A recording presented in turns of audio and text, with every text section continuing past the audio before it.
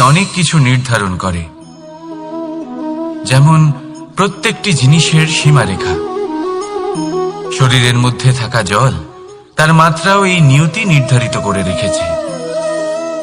কি করে? দেখুন, যদি সঠিক সময়ে আপনি পরিশ্রম করে নিজের ঘাম না ঝরান, তাহলে কিছু সময় পরে আপনার চোখের জল অবশ্যই ঝরবে। কারণ সবকিছু যদি ভাগ্যের জোরে পেয়ে যাওয়া যায়, তাকে কর্মের দ্বারা সামলে রাখতে হয়। যদি পরিশ্রম করতে থাকেন, তাহলে যা পেয়েছেন তা সামলে রাখতে পারবেন, আর যা যা আপনি পেতে চান তা অবশ্যই পাবেন।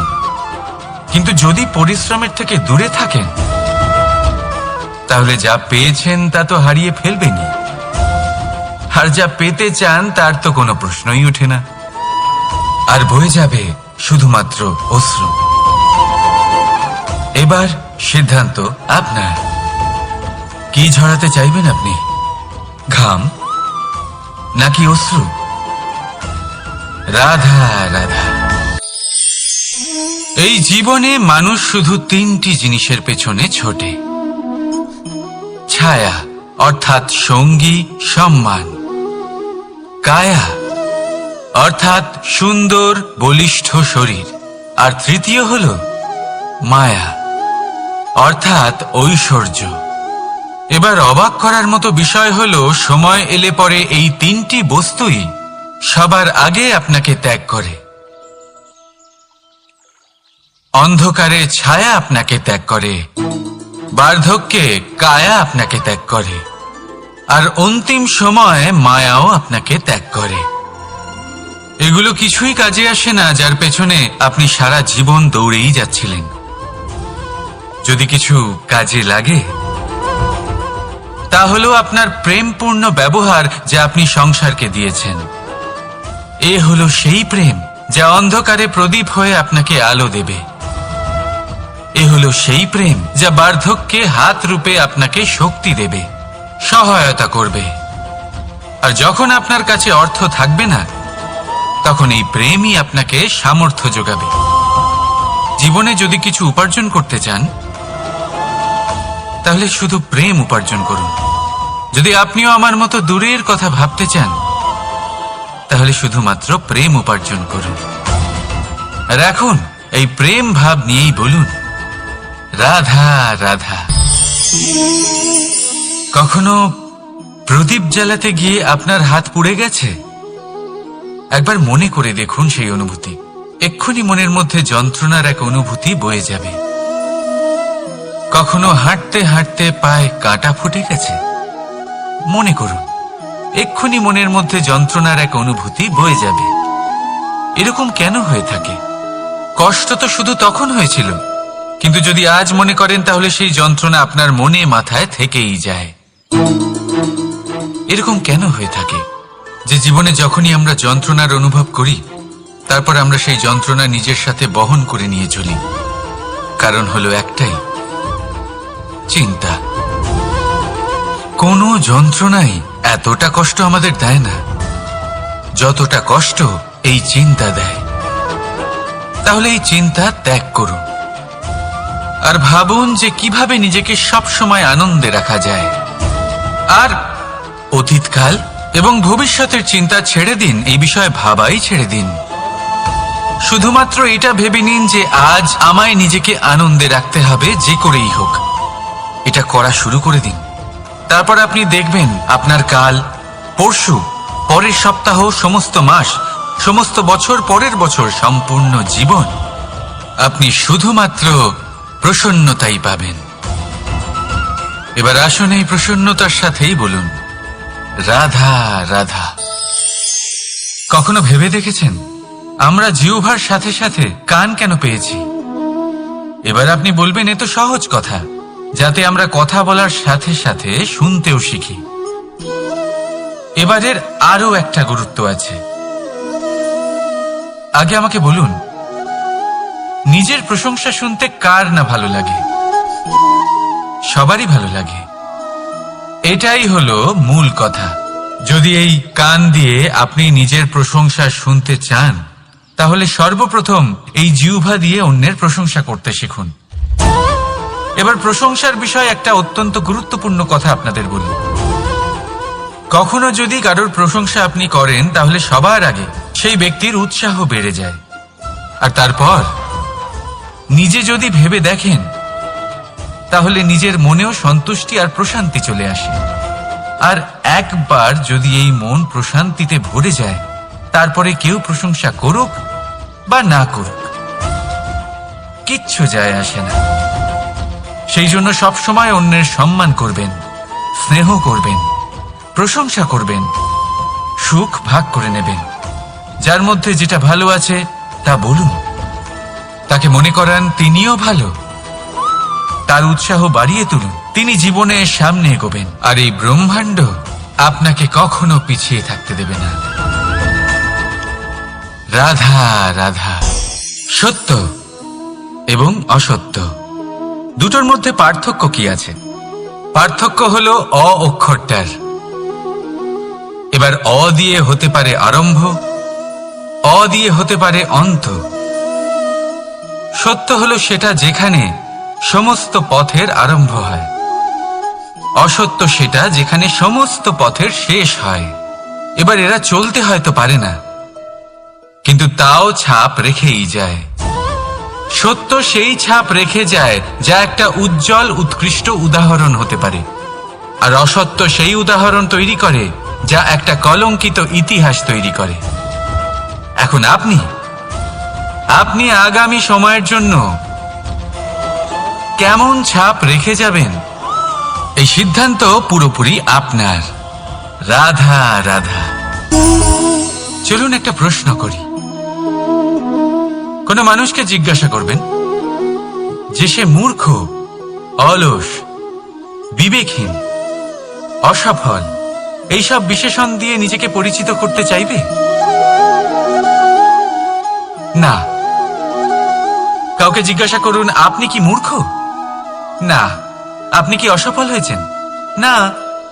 আপনি কি বিবেকহীন? না। এবার বলুন আপনি জীবনে মূর্খ ও বিবেকহীন হবার জন্য কোনো ভালো পরিকল্পনা বানিয়েছেন? উত্তর পাবেন না।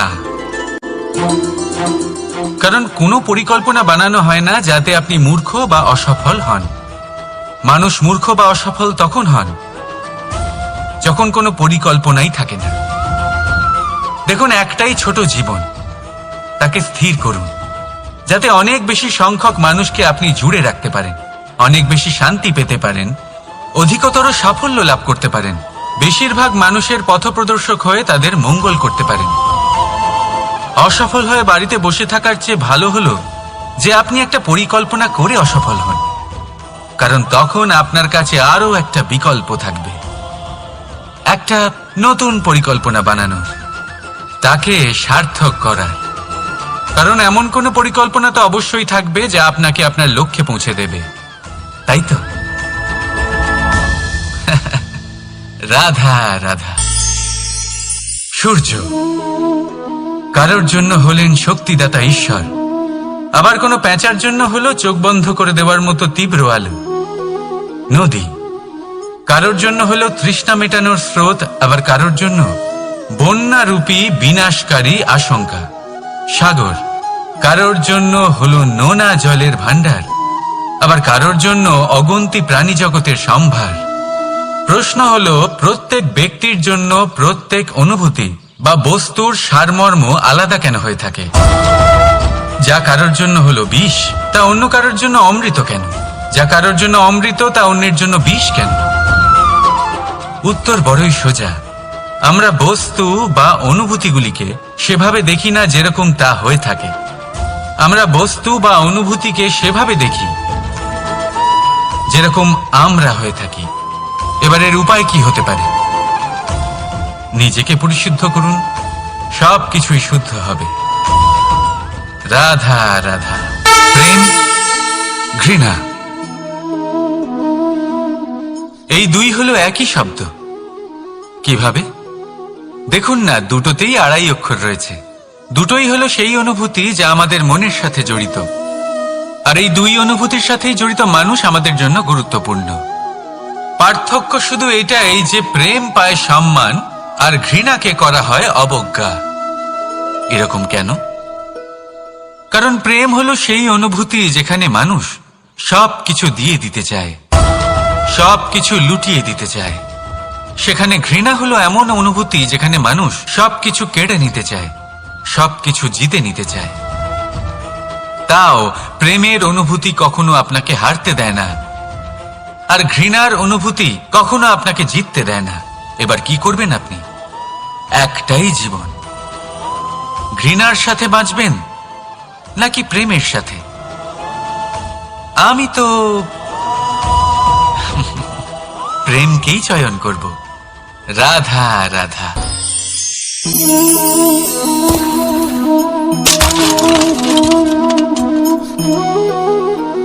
এ কি হলো? আমি আঘাত পেতেই এটা হাত থেকে পড়ে গেল কেন, ভেঙে গেল কেন? এবার আপনি বলবেন এরকমই তো হয়ে থাকে এই জীবনে, এই সংসারে। আঘাত লাগার পরে আমাদের হাতে যা থাকে তা পড়ে যায়, যা তৈরি হয় তা ভেঙেও যায়।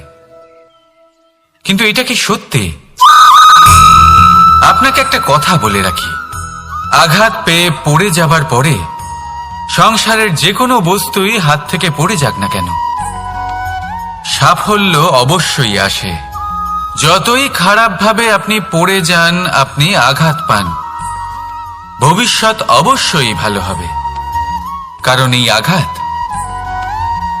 অসফলতা, এই অসুবিধা, এগুলো আমাদের এমন ভাবে পরিশুদ্ধ করে যেমন আগুন সোনাকে করে থাকে।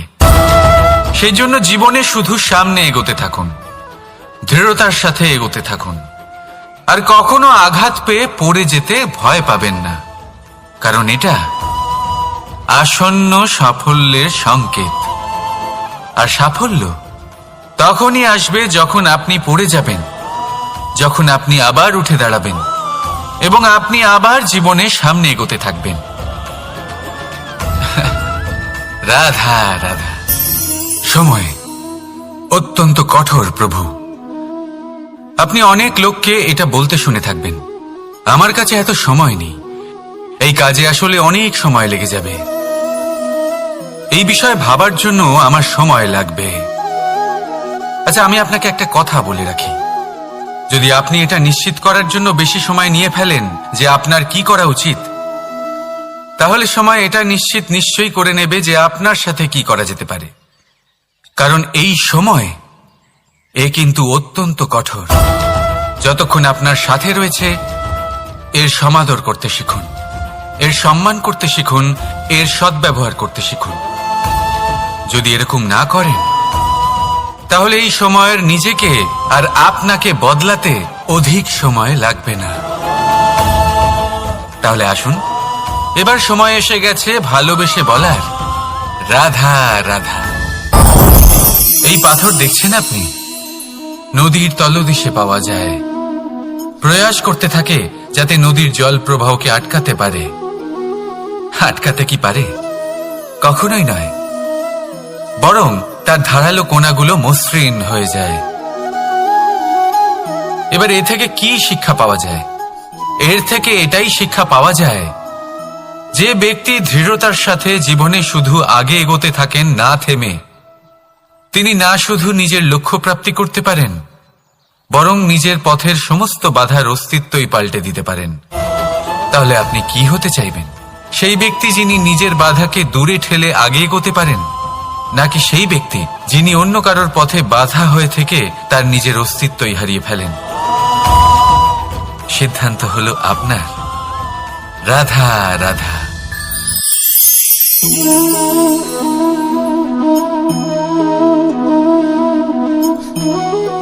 এই শুকনো পাতা দেখতে পাচ্ছেন?